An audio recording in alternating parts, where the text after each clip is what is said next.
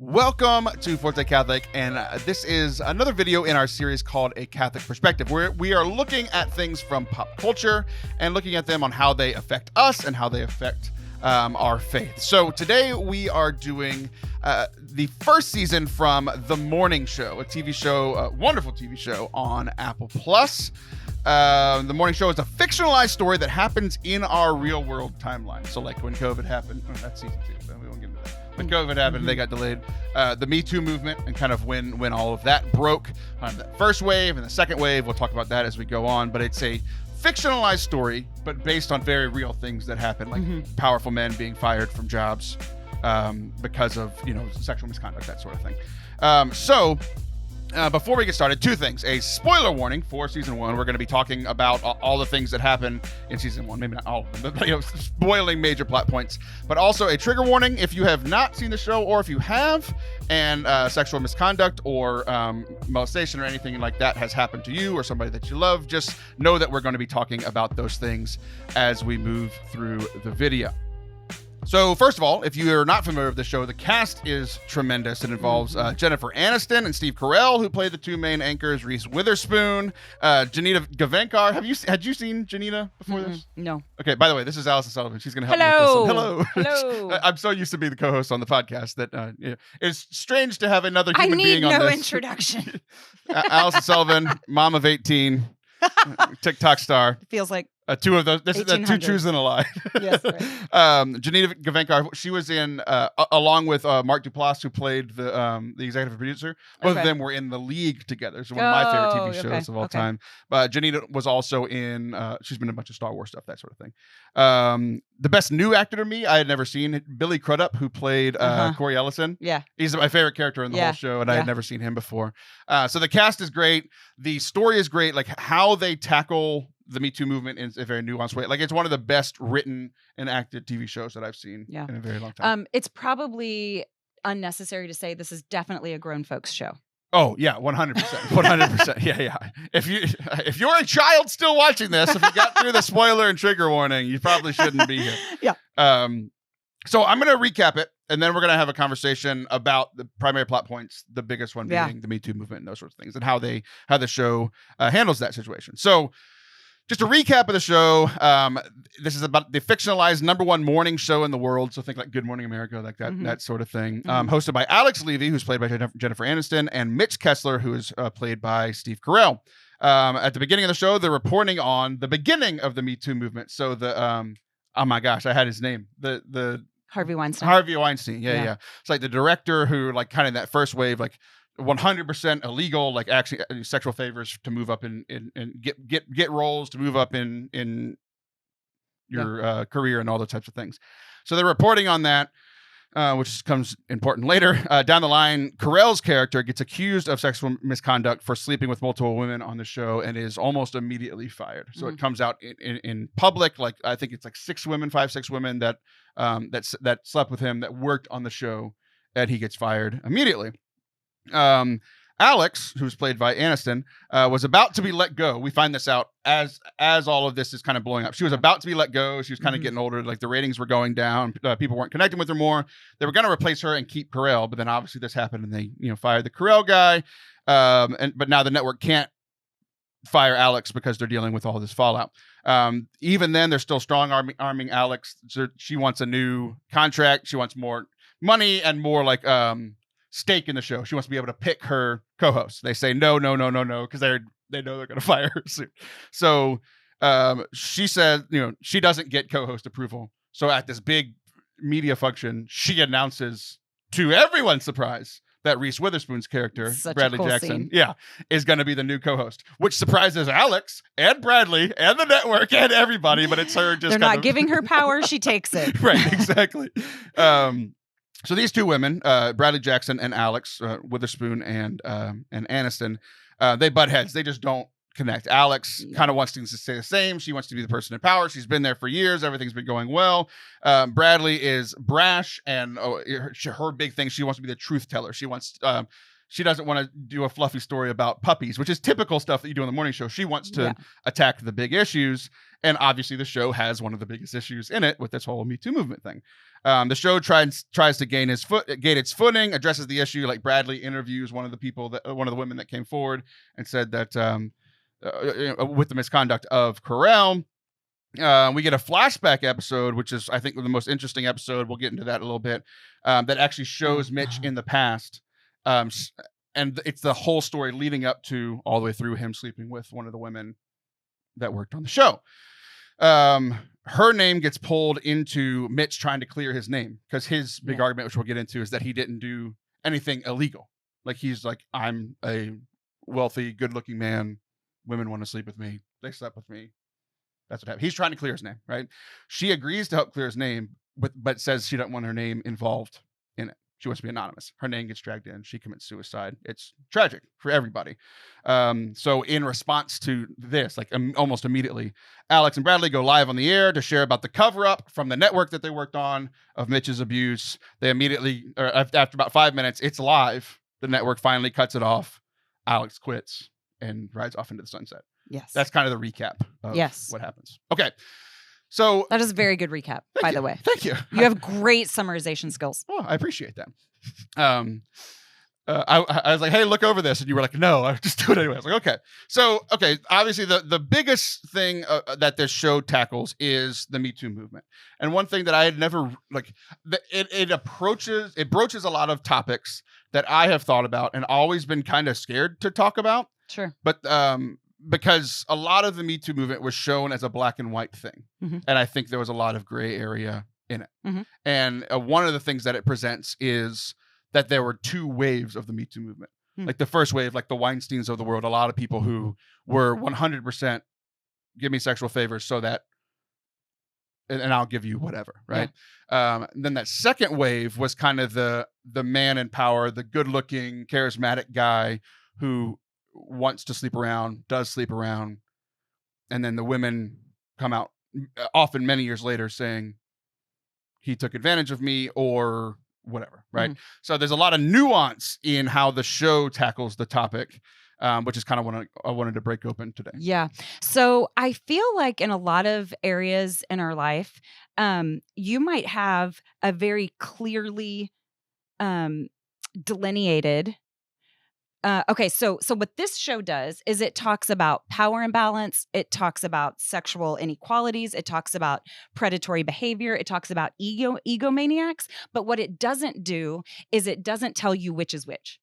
It really kind of leaves it up to you. It just shows a scenario, shows a relationship, shows a person, and then leaves it up to you to decide which is which. And in every other arena that we're exposed to this type of thing, whether it's a station or a show or a certain host, there are very clearly delineated lines about who is who and what is what. We're really told what to think. And so like, this is the good guy, this is the bad guy. Exactly. Yeah. And this show, what the morning show does is it leaves it up to you to decide. And that's risky. I feel like the show really took a risk doing that because there's always complexity when you're dealing with people. And the morning show is really unapologetic about not connecting the dots for you. Yeah. So, for example, have you seen the movie Bombshell? I have not. Okay, so Bombshell, recommend it. Nicole Kidman. I mean, it's a great movie, but it talks about what happened with the executives at Fox News, and there was a very clear stance. It was like, these are the victims, these are the monsters, very clearly delineated. And the morning show seems to be saying, it's messy. And the thing is that I think both are true. And we are never comfortable when two things are true at the same time, ever. We really want to be told how to think. And so I think that it's right and good that the morning show is giving us more information. Yeah. I think this show brings gray area into this conversation that has become black and white because I think people have been scared to talk about the gray area. Mm-hmm. And I know that's been true for me because like I've had conversations privately, but I've never sat down in front of a camera to talk about it because I always felt like I would be the bad guy if we talked about it. Right.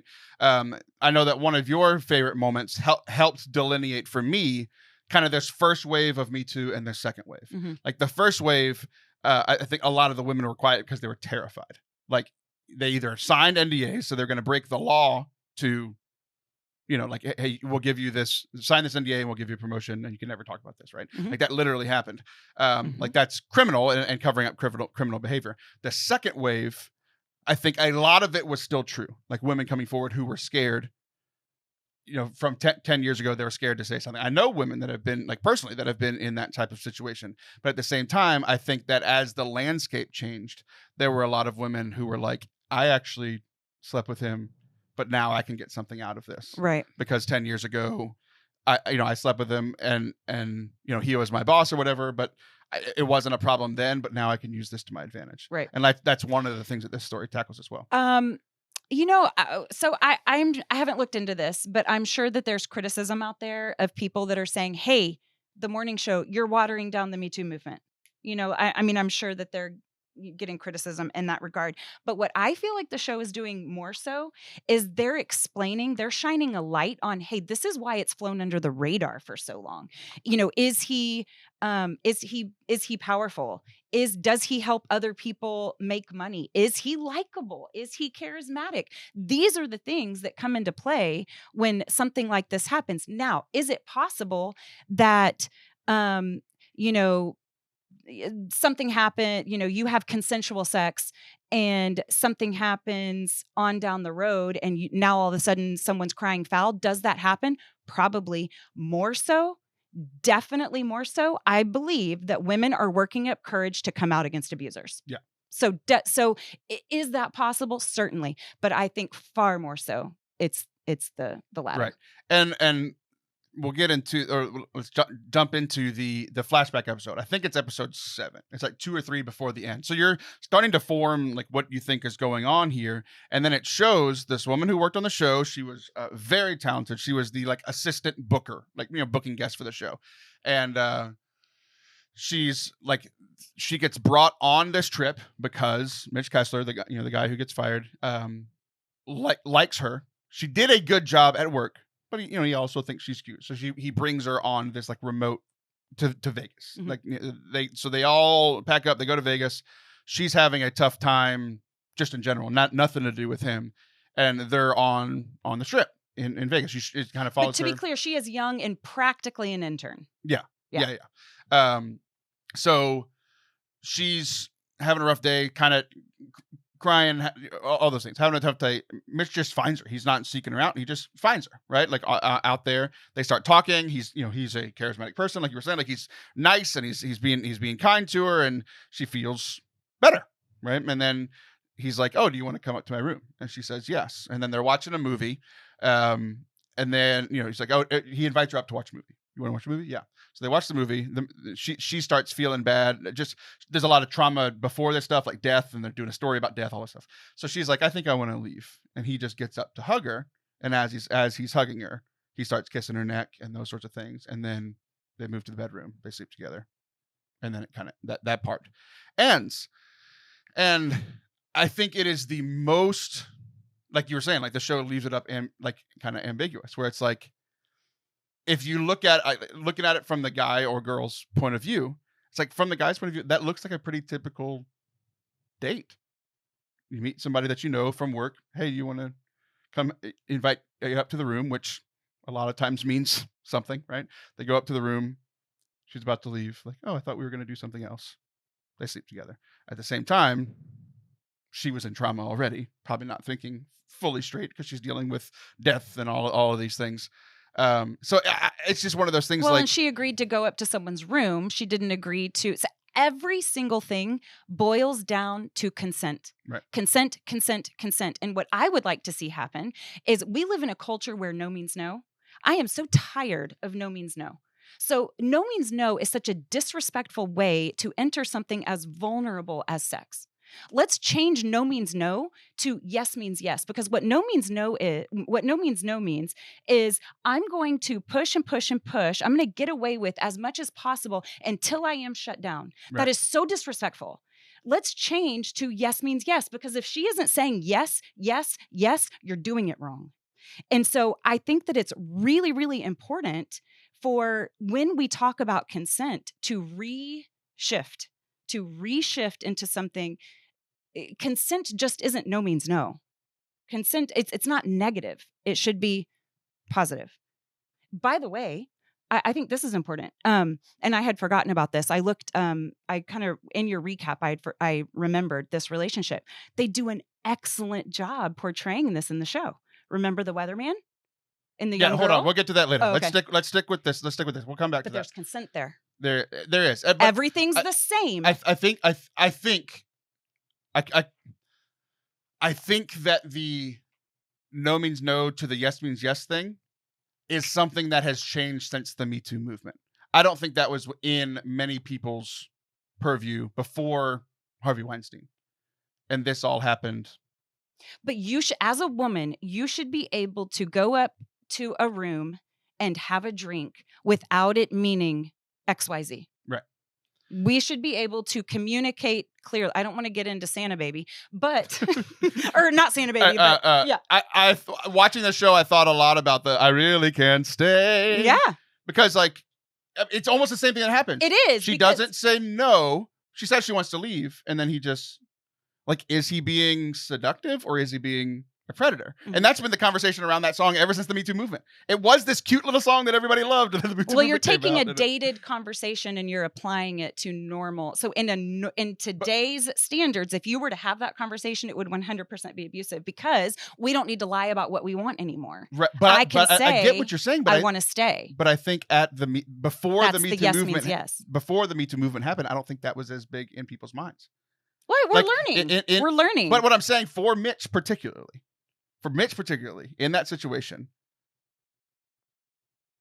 that was in a time when I think women were expected to say no if they didn't want something. So not that was a good thing, but that was right. Yeah. So what about this? What about how head honchos set a culture, right? Okay. So, and culture is important.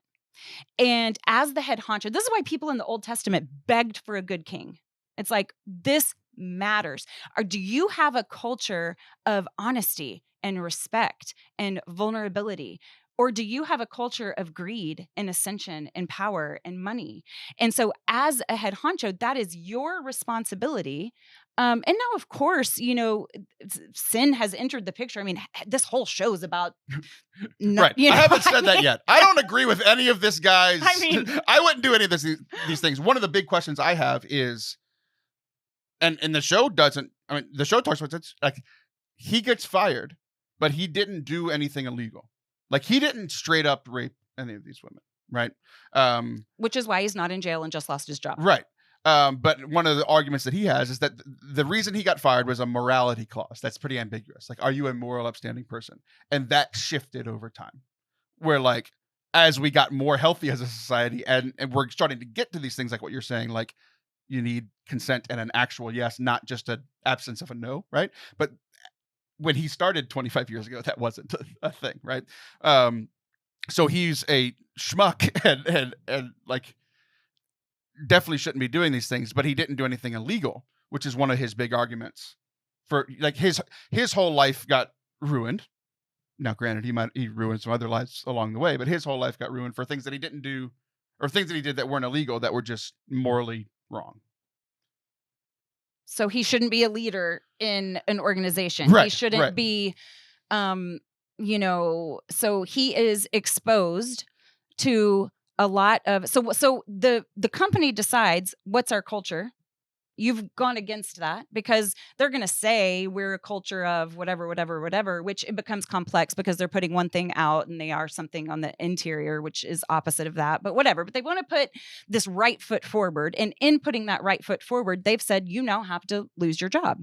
So I don't feel bad for Mitch Kessler because I think that there are noble men, which let me know when's a good time to discuss the noble men who had power, who dated somebody appropriately, where consent, was in the mix and a yes meant yes, but there's a way to do this well. Sure. And all of it involves respect and treating women as equal. Yeah, go ahead. So the weatherman was in a relationship well, I don't know his name. Does it matter? He was I forgot to mention him in the cast. He was the mayor in the Batman movies. So like Batman, The Dark Knight. And all those things. Yeah. Okay, and so like everybody's like, I know that guy from something. Yeah, well, that's how I felt about Billy Crudup too. I was like, how do I know you? I still don't know. Anyways, he's in a relationship with a younger woman who is an intern. And at some point, like when this all starts coming forward in the show, he asks her, he says, have I done anything wrong here? Which, by the way, if you're asking the question, probably not. Right. Yeah, you know, right? So Taylor's like always asking, am I a narcissist? And it's like, if you're asking, no. So, but so I can say, am I a bad person? And if I ask the question, that means I'm not anymore? Is that what you're saying? I like that you're reflective. Keep it up. So keep praying, Taylor. But he asks her and she's kind of offended. You know, because she's like, are you undermining my agency? Like, you think I can't choose to love you? Right. Yeah. Like, I am a grown-up who is an adult, you know, like you've asked me and I've said yes. And you've asked me again and I've said yes again. And I've asked you and you've said yes. And now here we are in this position as equals. He adores her. Mm-hmm. She adores him. And that's where we're going. If this is going to be with something as intimate, you are never more fully exposed. There is nothing more vulnerable than a sexual encounter. And this is why the Lord has so many parameters around it all, because there's so much room for error and hurt. Yeah. So as we're having this conversation, it's like,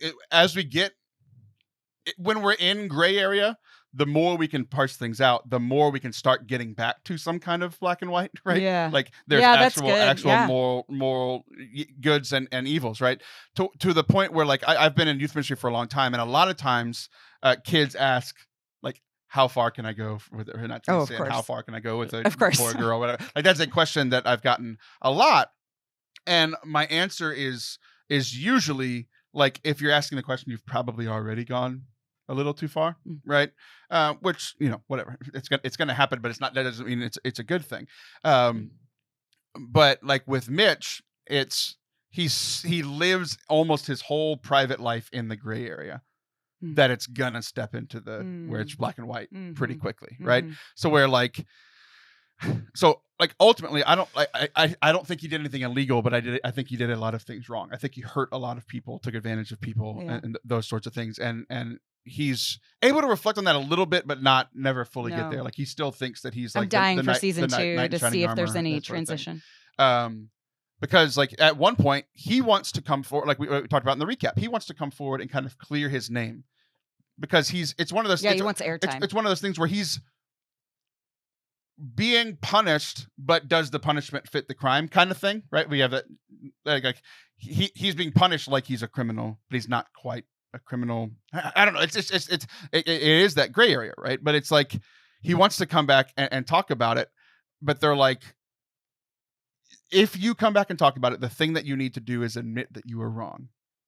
For this to, there are news organizations, they're always talking about like, how's it going to play? Like, how are the people going to hear it? And they're like, if you come on any show, on this show or any show, and don't admit wrongdoing and apologize, like you're done forever.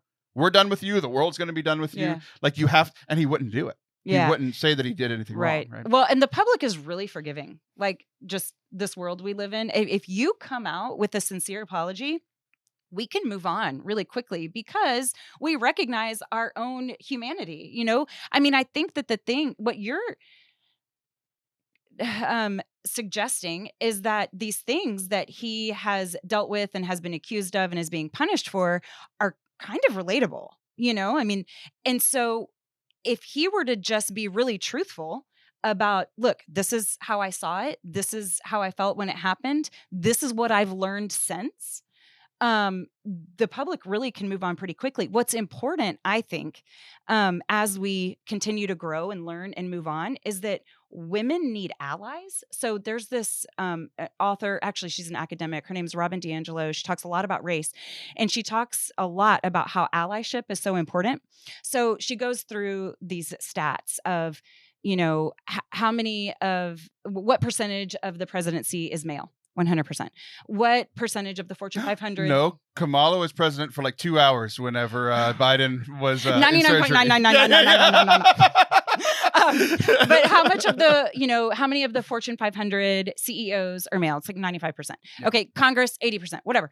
And so women were allowed to vote in 1920, right? Okay, well, if the people in power, the agencies that be, decided we want to change our minds on that, we don't want women to vote anymore, they're a big pain in the butt.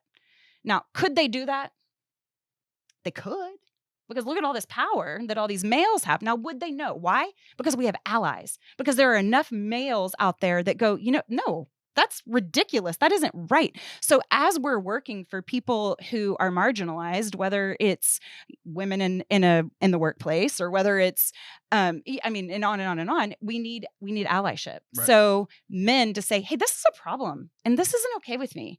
And I side with you. I'm going to work against this. Right. It's funny that you mentioned the women voting thing, because it's like, how did they get the vote? Who voted for women to have the right to vote? 100% males. Men. So it is this strange thing. But that's the point. Right? They have the power. They gave it, and they can take it away. But no. You're missing my point. There were enough allies then, and I think there's even more now. There were enough allies. So then get to work and let's do equal pay. Let's do, let's not be taken advantage of in the workplace. We're both getting paid the same for this video.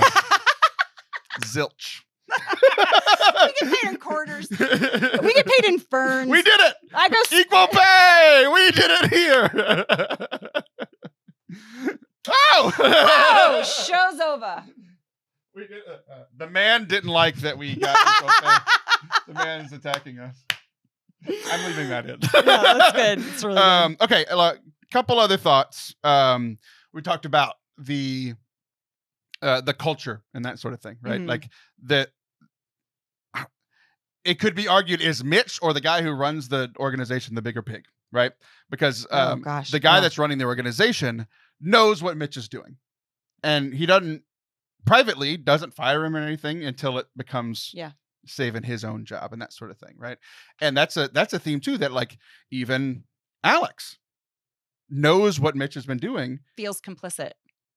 And she's like, I'm like, a lot of people on the show knew what was going on. It wasn't a secret. Right. Almost everybody that has been there for a while knew. And they're like, I'm not going to report it because if Mitch gets fired, like I might lose my job. That's right. The show's going to do worse. Things might go. So it was a lot of like. And that's what Bradley goes around asking over and over and over. Who knew? Who knew? Who knew? I want to know who knew. Right. She wants to change a culture. And no one says anything because it was everybody. Yeah, that's right. That's right. Because they were all complicit with the culture that they had agreed upon, that this works. Right. This is making everybody money. We have allowances because where your treasure is, there your heart will be also. And so the question you started with of who's worse, Mitch Kessler, who's sleeping around, or the head honcho who's covering it all up. Mm-hmm. I think this gets back to the question or the issue that you raised earlier, which is, are you mean or are you dumb? Because it's always such an indicator for me to decide how mad I am. Like if you're just dumb and you hurt my feelings because you didn't know any better. Yeah, it's sin of ignorance instead of okay. Or are you mean? Like, did you sit there and like premeditatively figure out what you were going to say to hurt me? And so I do agree, although he is in no way blameless. I do agree with you that there is a lot of ignorance when it comes to Mitch. Mm-hmm. And there is a lot. He doesn't realize the power dynamic. Evil when it comes to the other guy. Right. And it does feel different to me. And like, so the woman from the flashback episode that she sleeps with Mitch, right when they get back, she storms into the office of the head honcho because Mitch like ignored her, pretended she didn't exist. She goes right up to the head honcho's office, storms in and says, this is what Mitch did. And he doesn't skip a beat. Like, making it very obvious that he knew. And he's like, do you want the what I'm hearing is that you did a very good job in Las Vegas. You're now the head booker instead of the associate. That was such a powerful scene. And she's just shocked. She's shocked. And she asks the question, is this how this works? Right. Like she realized that this has probably happened multiple times before. Yeah. So the whole show, like it's and they end up,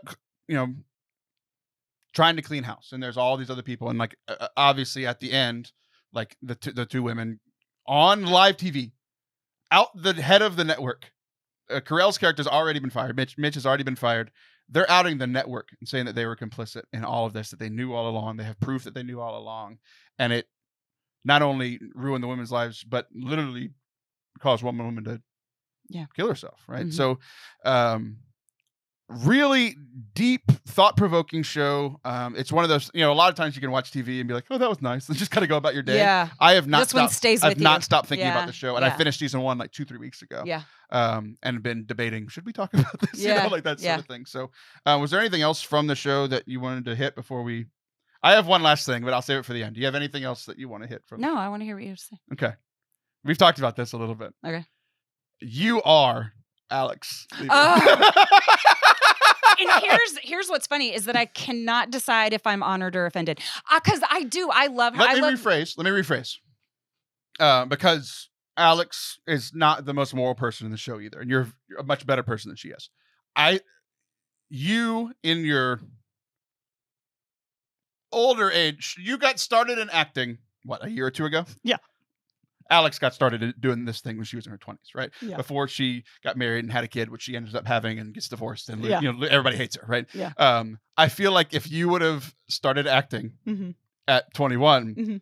you would 100% be this woman. That would be my role. That would be your. This is the Alex Levy. Yeah, you would be Allison Sullivan instead of Alex Levy, and there's a lot of. I think she has a lot of your positive characteristics. Mhm. Like she is a girl boss 100%. Yeah. Strong, independent woman, like female lead.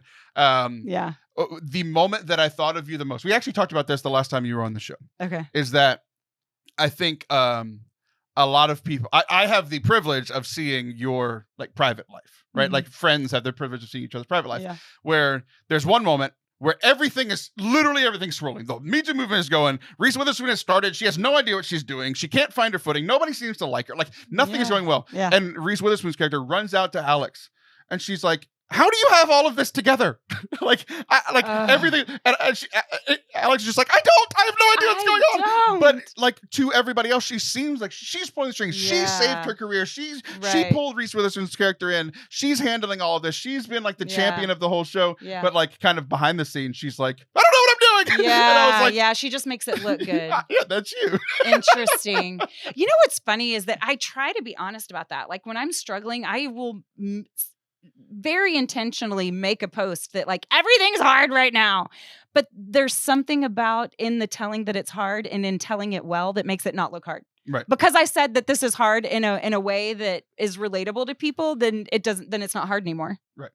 You know? And there's like there's everybody has what you show publicly. Like if we're all taught, like it's a good thing, like if you're a leader or whatever. Yeah. And everything is going terribly, like put on some kind of a good face. You don't have to lie all the time, but Sure. like, put up a good front. But Well, at this stage in our lives too, like we're in relationships with people. Like when things start going south, it's not like I can, post about how my teenager's driving me crazy. Like Right. I have to think twice Right. for the things that I post. So- Once for me, once for them. so there's some sort of transparency, but never 100%. Never.